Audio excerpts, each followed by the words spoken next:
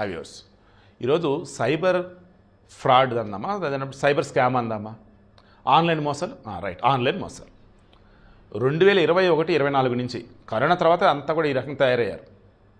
Haryana, UP, Jharkhand, ఇంకోటి మధ్యప్రదేశ్, రాజస్థాన్,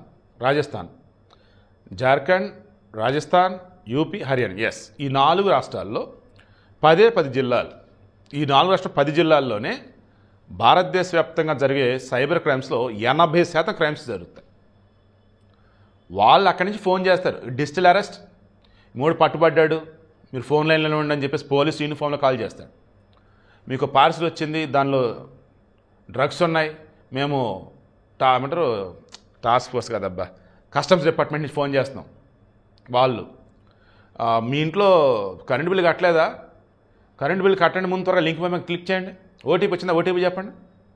తర్వాత share market, నాకు ఈరోజు నా బాగా తెలిసిన అతనే అడుగున్నాడు, డబ్బులు పెట్టండి 10,000, పోతే లేదంటే 3 టైమ్స్ ఎక్కువ జరగండి, నీకు దండారా బాబు, నేను రూపాయి కూడా పెట్టనని చెప్పేసి అన్నా.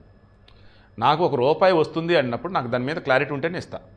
₹1 పోతుందని నాకు క్లారిటీ ఉంటేనే పోవటాలి. అంటే దాని మీన్స్ ఎలా చెప్పాలి, ఇన్వెస్ట్ చేసినా ఎవరికన్నా ఇచ్చినా నాకు ఫుల్ క్లారిటీ ఉంటే నేను చేస్తాను. నాకు తెలియకుండా నేను అసలు ఏది చేయను.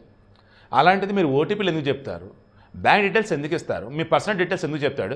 ఎవడో ఫోన్ చేసి నేను పోలీస్ అంటే, ఎవడో ఫోన్ చేసి నేను జడ్జిని అంటే, ఎవడో ఫోన్ చేసి సిబిఐ అంటే, ఎవడో ఫోన్ చేసి నేను కస్టమ్స్ అంటే మీరు ఎలా నమ్ముతారు, ఎలా డబ్బులు ఇస్తారు? అండ్ ఓటీపీ అసలు ఎవడో చెప్తున్నారు, ఎందుకు చెప్తున్నారు? అండ్ షేర్ మార్కెట్లో వచ్చేసి డబ్బులు పెడితే ఎట్లా డబుల్ అవుతుంది, త్రిబుల్ అవుతుంది అని చెప్పేసి మీ అకౌంట్లో డబ్బులు చూపిస్తాడు, బట్ మీరు రిటర్న్ చేసుకోలేరు.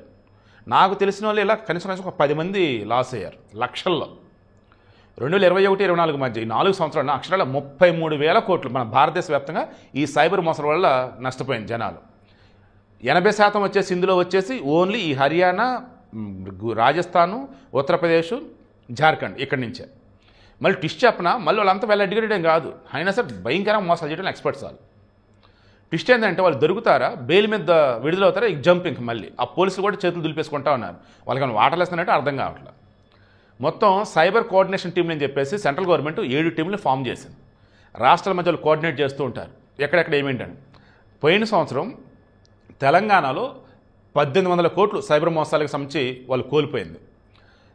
ఏపీలో ఇప్పటివరకు 633 కోట్లు ఈ సంవత్సరమే. సో ఈనాడు ఎడిటోరియల్ క్లియర్గా ఈరోజు ఏం మెన్షన్ చేశారంటే, దయచేసి సైబర్ నేరాల పట్ల ఒక అవగాహనతో ఉండండి, మీరు పర్సనల్ డీటెయిల్స్ ఎవరికి చెప్పకండి, ఓటీపీ ఎవరికి ఇవ్వండి, మీకు ఫోన్లో ఎవరైనా చేసే డిజిటల్ అరెస్ట్ అధినేది ఉన్నప్పుడు జాగ్రత్తగా ఉండండి, అసలు బ్లాక్ చేసి పడేసండి ముందు అంతే. అండ్ ఇంకో విషయం, అంతర్జాతీయంగా అన్నప్పుడు ఎక్కడి నుంచో తెలుసా, థాయిలాండ్, లావోస్, మయన్మార్, ఈ ట్రయాంగిల్ పీరియడ్ ఉంటుంది, ఆ ట్రయాంగిల్ ఏరియా అక్కడి నుంచి మొత్తం నడుస్తుంది వ్యవహారం అంతా.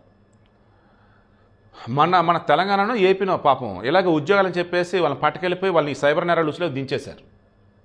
వాళ్ళు రోజుగాన ఇంతమంది చేత ఫ్రాడ్ కనుక చేయించకపోతే, ఇంతమందిని కనుక వాళ్ళు కనుక ఈ సైబర్ నేరాలు ఊబిలోకి లాగకపోతే వాళ్ళకి ఘోరంగా అయినటువంటి శిక్షలు, పనిష్మెంట్లు అంట. దయచేసి డబ్బు కాసిపడి ఎటు పడితే అటు వెళ్ళకండి, డబ్బు కాసిపడి ఎక్కడ పడితే అక్కడ ఇన్వెస్ట్ చేయకండి, ఎవడెవడో ఫోన్ చేసి మమ్మల్ని ఏదేదో అడగండి, మీ డీటెయిల్స్ చెప్పకండి, ఓటీపీ అసలు ఎవరికి ఇవ్వకండి, అన్నిటికి మించి మీకు వచ్చి లింక్స్ని క్లిక్ చేయకండి. డబ్బు ఊరకనే రాదు, ఎవడు మీకు ఊరక ఇవ్వడు. అండ్ మీకు ఎంత ఆశ చూపినా దయచేసి కకృతి అయితే పడకండి. చదువుకున్న వారు ఎక్కువ కకృతి పోతా ఉన్నారు.